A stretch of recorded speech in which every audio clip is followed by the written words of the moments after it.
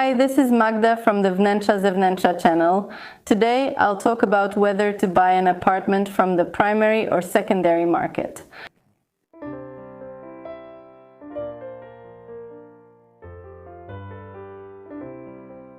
I planned a more relaxed episode with some Q&A, so I gathered your questions on Instagram. However, one of the questions turned out to be so close to my heart that I decided to record this separate video about it. The Q&A will be posted next week. If you have questions, leave them in the comments or message me. Now let's move to the main topic. As is usually the case in life, there are no simple answers. And both new build apartments and those from the secondary market have their pros and cons. And what's more, apartments from the secondary market are very diverse. And in reality, it's hard to treat them as one big category. Because we can buy a secondary market apartment that has just been renovated and is ready to move in, or we can buy a secondary market apartment that is in a disastrous condition. Renovating an apartment can use up resources, sometimes costing more than the apartment's value.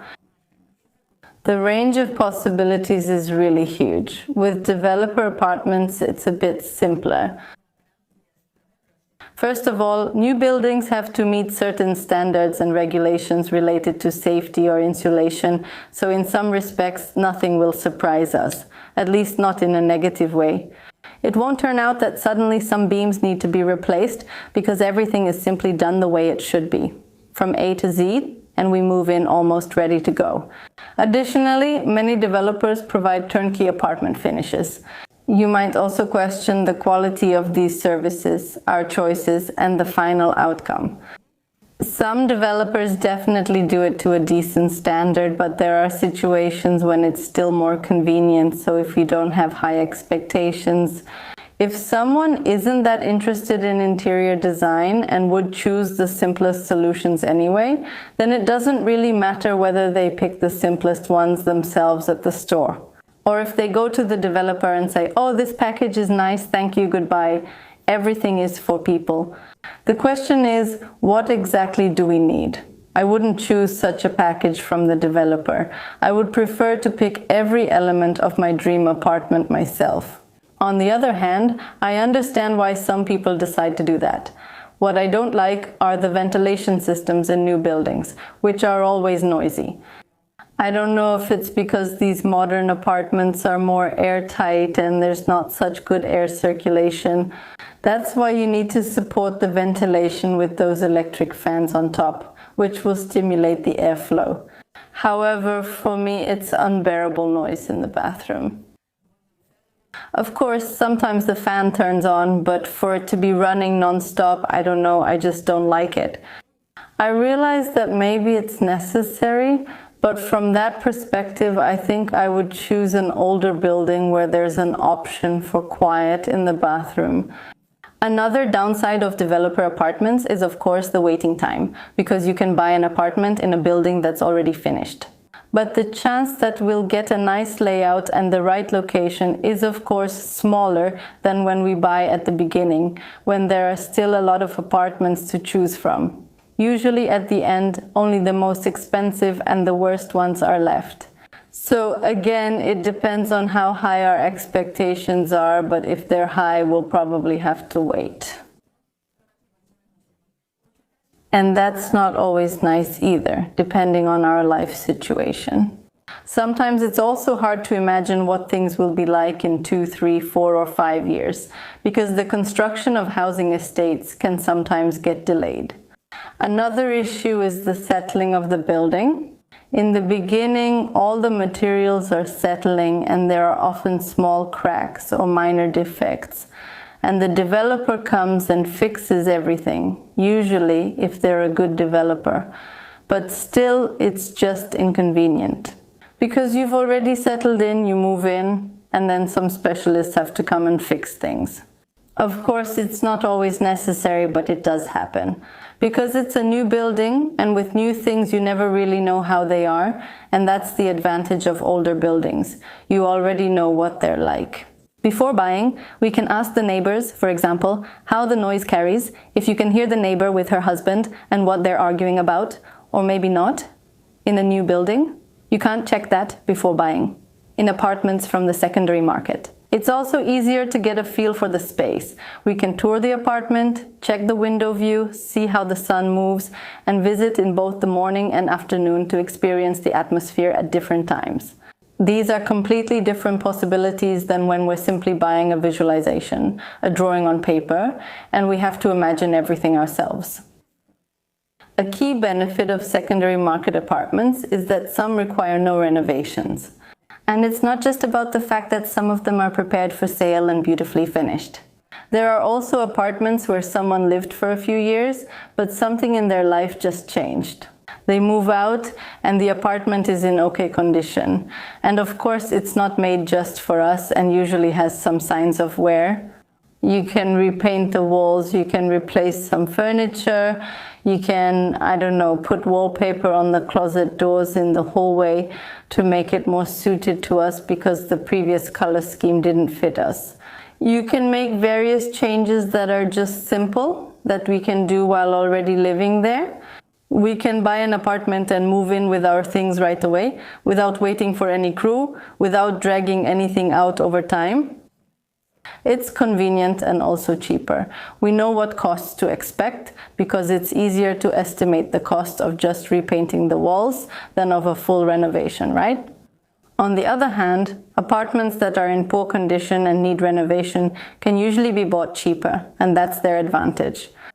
How big are these price differences? Well, it depends, and in my opinion, a lot depends on the location of the apartment. Because in Warsaw, where apartment prices are high, when the price of an apartment drops by 10%, that's a significant amount. Usually, and sometimes you can even renovate the apartment with that difference. But in places where apartments are much cheaper, a 10% price drop, that won't give us the opportunity to renovate the apartment, because unfortunately, renovations usually cost about the same in different places. Similarly, in the age of the internet, when we can buy finishing materials online, it doesn't make any difference where we are. What's more, in smaller towns, the cost can be higher because you have to travel farther to building supply stores, and the cost of furniture delivery is higher. You buy a sofa here, you buy a kitchen there, and you have to transport these things, and every store charges for delivery, and the farther they have to deliver, the higher the cost. So, contrary to appearances, even though big cities are expensive and apartments there are costly, there are certain aspects where you actually save in big cities compared to small towns that are simply farther from stores. In a big city, it's also easier to find a crew because there are simply a lot of them, and the chance that one of them will have a gap in their schedule is pretty high. And in a small town, it's much harder. And also finding a crew from another town means higher costs because that crew has to commute. As you can see, you need to consider many factors: location, building and apartment condition, and your preferences. Because here again, there's the issue that if you buy an apartment close to where you live and you can stay where you are comfortably, it doesn't involve too many extra costs for you. Then an apartment that needs a complete renovation might be a very convenient option because you'll buy it cheaper, you can renovate it at your own pace, and you can keep an eye on the renovation since you live nearby. But if you want to move to another apartment, if you're buying an apartment at a distance, how will you manage the renovation? Going there over and over again wouldn't be very comfortable, right? So, as always, it all depends. For a long time, I felt that the worst option was an apartment after renovation, because it has a slightly higher price since it's in good condition. But on the other hand, the renovation is already done. Not the way I would do it, so there's a good chance that various aspects won't suit me.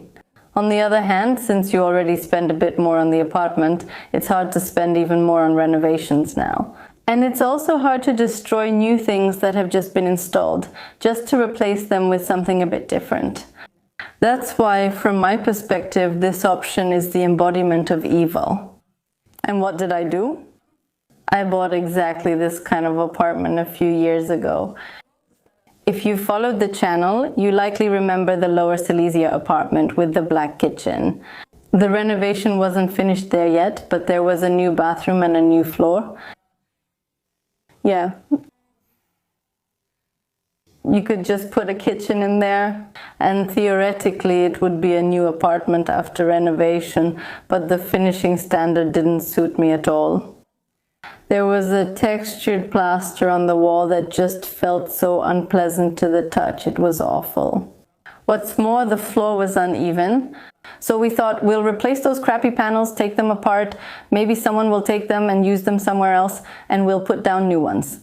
But it turned out there was no screed underneath, so we couldn't just lay new panels, we had to go all in.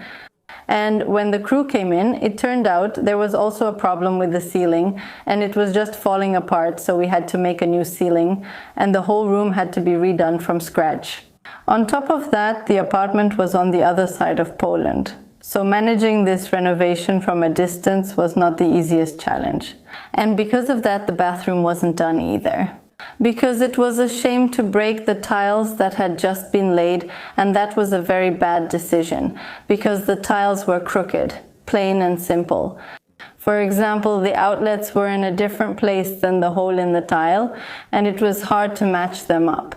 Then the lighting was totally not thought out. The shower, oh dear.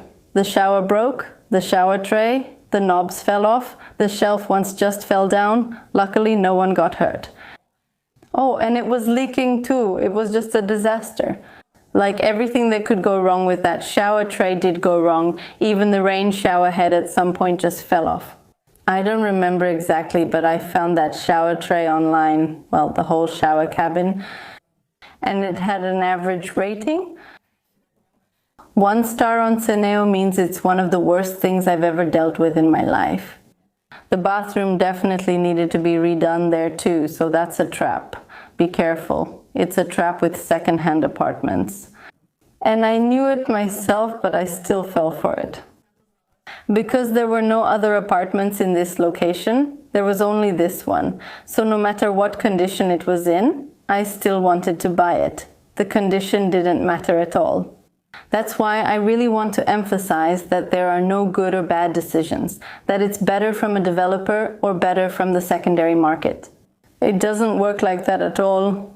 Everything depends on what matters to us, what possibilities we have, where we're looking for an apartment, and what we expect from it.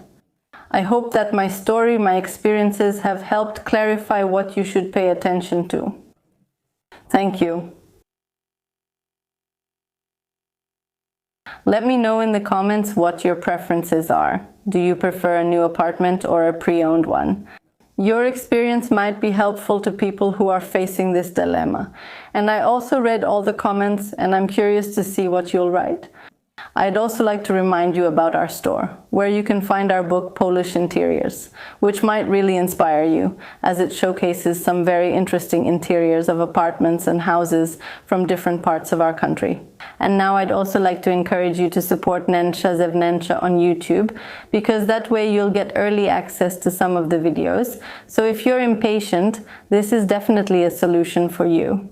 Sometimes there will also be episodes created just for supporters, but public videos will still be available as well. So far, so no worries. Subscribe with notifications on, because more home tours and a Q&A are coming soon. So if you have any questions, now is a good time, and now I'll say goodbye to you. See you soon. Bye!